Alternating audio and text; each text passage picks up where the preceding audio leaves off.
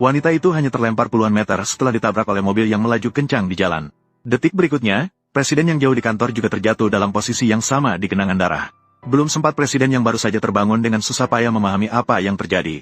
Suami wanita yang pemarah itu kembali menendang perutnya. Seketika, presiden yang jauh ribuan kilometer juga memuntahkan darah. Hingga saat itu, presiden baru menyadari dengan ketakutan bahwa suara hari itu bukanlah halusinasi. Ternyata 10 hari yang lalu, presiden baru saja kembali ke kantor ketika tiba-tiba mendengar suara misterius. Sistem ketergantungan hidup dan mati telah terhubung. Tidak tahu apakah bisa menginstal, rahasia telah terikat. Sistem instalasi hilang. Apa itu? Presiden seketika mengira dia sedang berhalusinasi. Jadi dia sama sekali tidak menghiraukannya. Namun, detik berikutnya, sosok wanita asing tiba-tiba muncul dalam pikirannya. Sementara itu, di sisi lain, wanita itu sedang melewati zebra cross dalam perjalanan pulang dari kerja. Namun, pada saat itu, sebuah mobil yang melaju kencang tiba-tiba meluncur ke arahnya. Adegan ini juga seketika muncul dalam pikiran presiden. Namun, detik berikutnya, wanita itu terlempar. Dan presiden juga terbang puluhan meter tanpa tanda-tanda sebelumnya. Dengan demikian, kedua orang itu pingsan bersamaan di genangan darah. Namun, para pengikut presiden tidak sempat menyelidiki mengapa dia terlempar keluar. Mereka segera membawa presiden ke ruang gawat darurat. Di sisi lain, wanita itu juga dibawa oleh pejalan kaki. Setelah 1 hari penuh pertolongan medis, keduanya akhirnya selamat dari bahaya jiwa. Namun, tidak disangka hanya 1 minggu kemudian, mertua wanita itu datang mengamuk meminta wanita itu keluar dari rumah sakit. Kau tahu berapa banyak uang yang harus dibayar jika menyerah 1 hari lagi? Dia hanya memiliki 1000 rumah tangga. Agar tidak menyulitkan suaminya, wanita itu terpaksa memilih untuk keluar dari rumah sakit dan pulang ke rumah.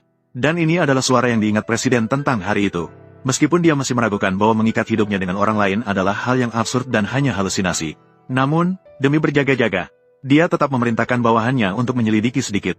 Terjadi kecelakaan pada hari yang sama dengan saya. Kamu yang hilang di suatu sudut.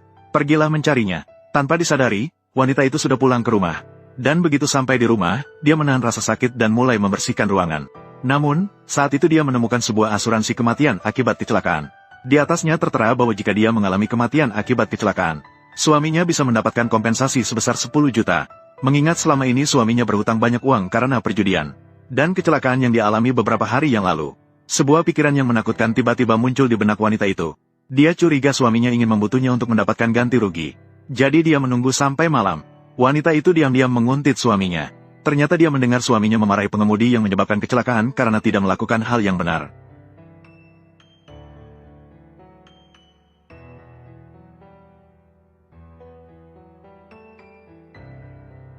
Namun saat itu, dalam kepanikan, dia secara tidak sengaja menjatuhkan sapu. Agar tidak memicu niat jahat suaminya, wanita itu buru-buru kembali ke kamar tidur berpura-pura tidur.